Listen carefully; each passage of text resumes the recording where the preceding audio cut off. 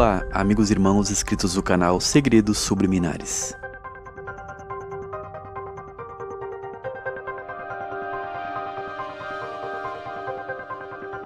Neste vídeo vamos entender o conceito de extraterrestres e intraterrenos, e por que os aliens podem ser definidos como seres dimensionais, que é o que acontece nos contatos imediatos, e as chamadas abduções, dentre outros conceitos.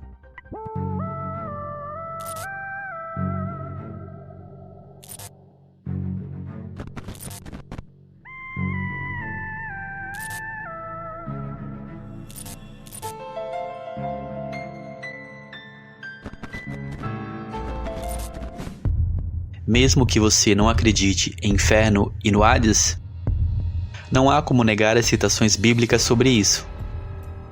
E a nossa base de análise aqui será a quinta trombeta, que fala da abertura do Poço do Abismo. O Poço do Abismo é considerado também a abertura de um portal infernal, onde se dará o ápice da grande tribulação com a soltura dos anjos caídos que foram aprisionados. Eles foram aprisionados no centro da Terra, na quarta dimensão das trevas, pois existe a quarta dimensão da luz e a quarta dimensão das trevas. Já falamos aqui sobre isso, sobre o cubo negro que também é apresentado naquele filme O Senhor dos Anéis. Mas há também a quarta dimensão da luz, que fala da Nova Jerusalém que descerá dos céus.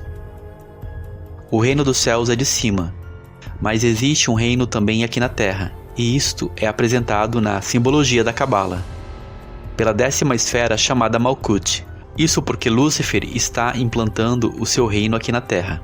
Ele caiu como um raio das esferas mais altas dos céus, e a sua morada agora é a quarta dimensão das trevas, no abismo. O próprio Messias declarou: "Eu vi Satanás caindo como um raio na Terra."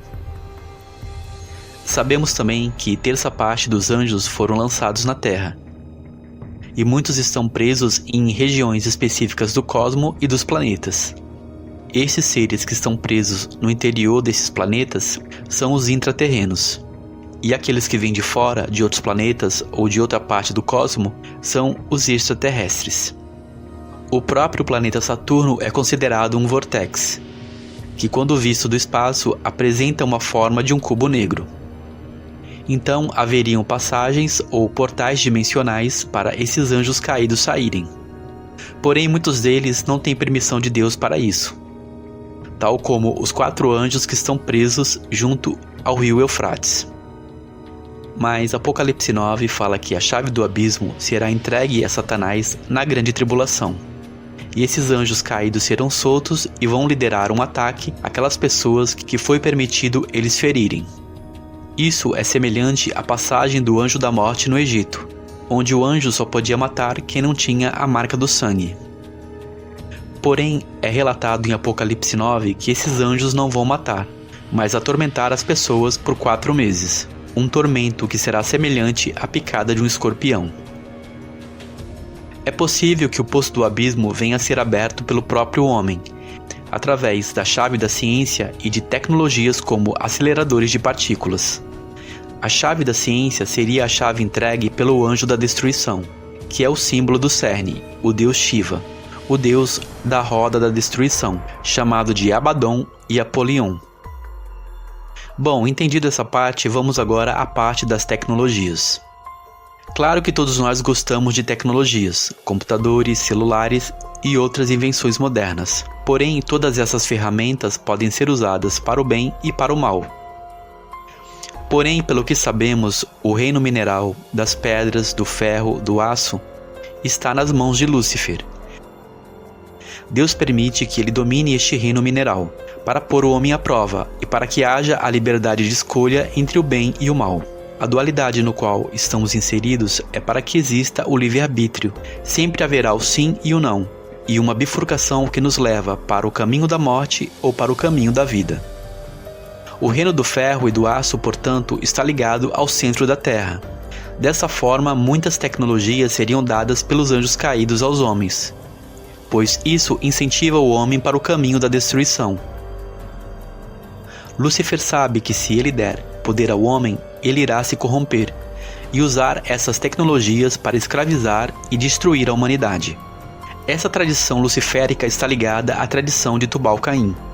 Ele teria se iniciado e visitado o centro da Terra para receber dos anjos caídos as primeiras invenções em metais, armas e os segredos da arte da fundição.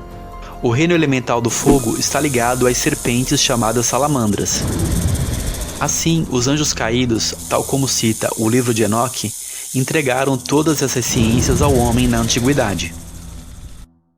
Isso explica a marca da besta e a imagem da besta, uma criatura metálica e robótica, uma inteligência artificial que vai controlar todo mundo na grande tribulação.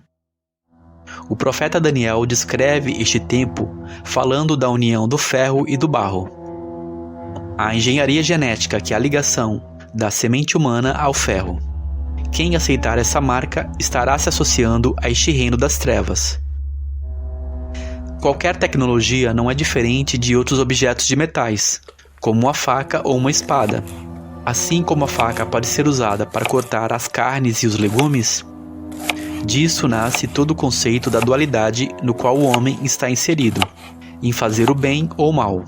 O homem deve vigiar e buscar a Deus, pois a sua tendência pecaminosa após a queda pode o levar para caminhos de morte e destruição.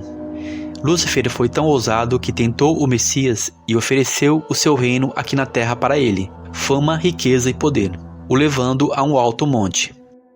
Claro que precisamos de bens materiais, mas não podemos fazer deles o nosso Deus.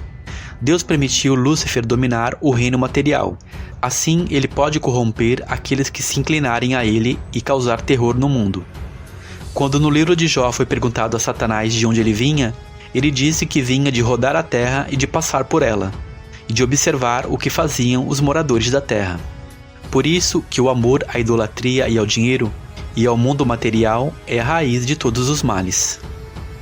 Mas voltando à questão dos OVNIs, os objetos voadores não identificados, de acordo com a própria teologia oculta, saem do centro da Terra, pois segundo o que se conta, após uma guerra, eles foram morar neste mundo oculto.